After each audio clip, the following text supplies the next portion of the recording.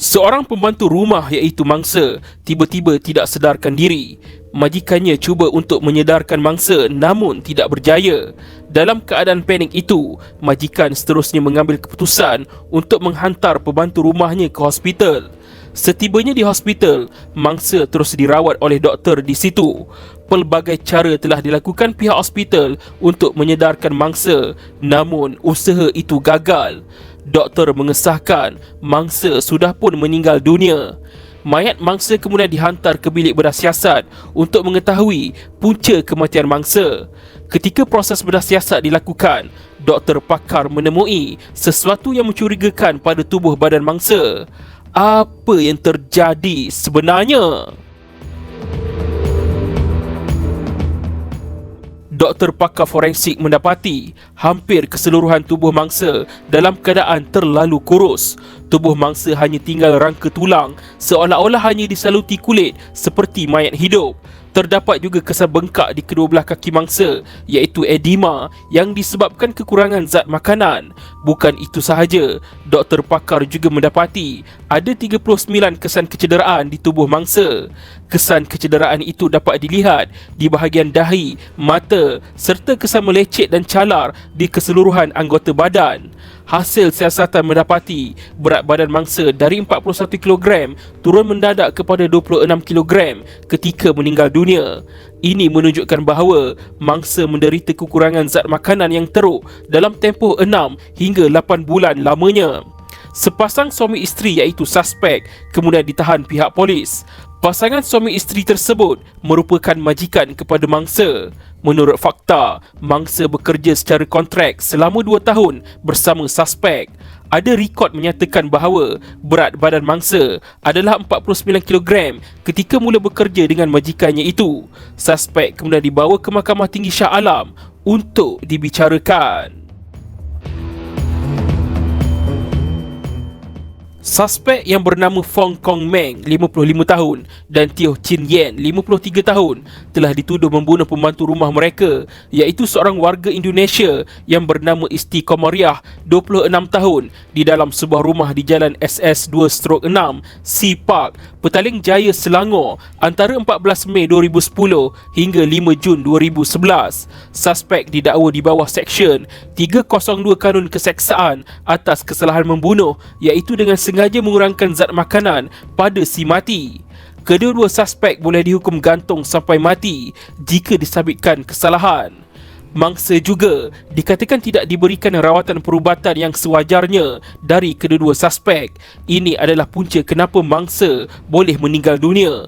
Laporan perubatan hospital dari doktor pakar mengesahkan bahawa mangsa mengalami kekurangan zat nutrisi yang teruk. Jika difikirkan, mana mungkin tubuh badan mangsa boleh berubah menjadi terlalu kurus sehinggakan hanya tinggal rangka tulang. Yang menjadi persoalannya adalah, adakah perbuatan ini boleh dikatakan sebagai perbuatan membunuh? Bukti jelas menunjukkan bahawa mangsa telah diabaikan atau dinafikan makanan dan rawatan perubatan oleh kedua-dua tertuduh. Anak kepada kedua-dua tertuduh telah memberi kenyataan yang mengejutkan di dalam mahkamah. Anak tertuduh yang duduk serumah dengan mereka menyatakan bahawa yang dia pernah melihat mangsa dipukul di rumah. Ini menunjukkan bahawa kesan kecederaan yang terdapat pada tubuh badan mangsa adalah perbuatan kedua-dua tertuduh. Ini bermaksud tertuduh dengan sengaja telah melakukan perbuatan yang secara semula jadinya boleh mendatangkan bencana tubuh atau kematian kepada mangsa. Di akhir kes perbicaraan di Mahkamah Tinggi, Hakim Mahkamah mengesahkan bahawa kedua-dua tertuduh bersalah dalam membunuh mangsa. Fong Kong Meng dan Teo Chin Yen dijatuhi hukuman gantung sampai mati. Kes kemudian dibawa ke Mahkamah Rayuan. Panel 3 Hakim Mahkamah Rayuan mengekalkan keputusan yang dibuat oleh Hakim Mahkamah Tinggi. Fong Kong Meng dan Teo Chin Yen kekal bersalah dan dijatuhi hukuman gantung sampai mati. Kes tidak terhenti di sini. Kes kemudian dibawa ke Mahkamah Tertinggi iaitu Mahkamah Persekutuan. Apakah keputusan Mahkamah Persekutuan? Adakah kedua-dua tertuduh kekal bersalah atau terlepas dari hukuman mati? Ketika di Mahkamah Persekutuan, peguam bela tertuduh menafikan adanya elemen pembunuhan dalam kes ini. Ada keraguan yang cuba ditimbulkan dari pihak pembelaan. Peguam bela berhujah mangsa langsung tidak dihalang untuk makan dan minum sepanjang perkhidmatan mangsa bekerja. Peguam bela juga mengatakan yang mangsa telah mencatat dalam buku notanya yang tertulis, "Majikan saya baik tetapi saya kurang. Kalau saya buat jengkel tapi masih sabar, yang membawa maksud majikan saya orang baik, saya tidak begitu baik. Ketika saya dalam keadaan menjengkelkan, mereka bersabar." Pihak pendakwaan pula berhujah mangsa kekurangan makanan dan dituduh oleh pasangan suami isteri itu mencuri biskut dan sup dari rumah. Anak tertuduh juga mengatakan yang dia banyak kali ternampak mangsa terpaksa curi-curi makan. Mangsa juga dikatakan dihalang mengambil makanan di dalam peti sejuk di tingkat atas rumah kerana makanan dalam peti sejuk itu dikhususkan untuk anak tertuduh. Pendakwa raya juga mengatakan bahawa berat badan mangsa hanya tinggal 26 kg pada masa kematiannya berbanding 49 kg ketika mula bekerja dengan pasangan tertuduh itu. Rekod perubatan sebelum ini menunjukkan mangsa sihat dan tiada masalah kesihatan kronik. Menurut doktor, ada kemungkinan kecil bahawa mangsa menghidapi anorexia nervosa. Namun begitu, tanpa sejarah kesihatan mangsa, doktor pakar tidak boleh menyatakan bahawa kematian mangsa disebabkan oleh anorexia nervosa. Anorexia nervosa adalah gangguan makan yang mempunyai ciri-ciri berat badan yang rendah yang dianggap tidak sihat bagi umur dan ketinggian mereka.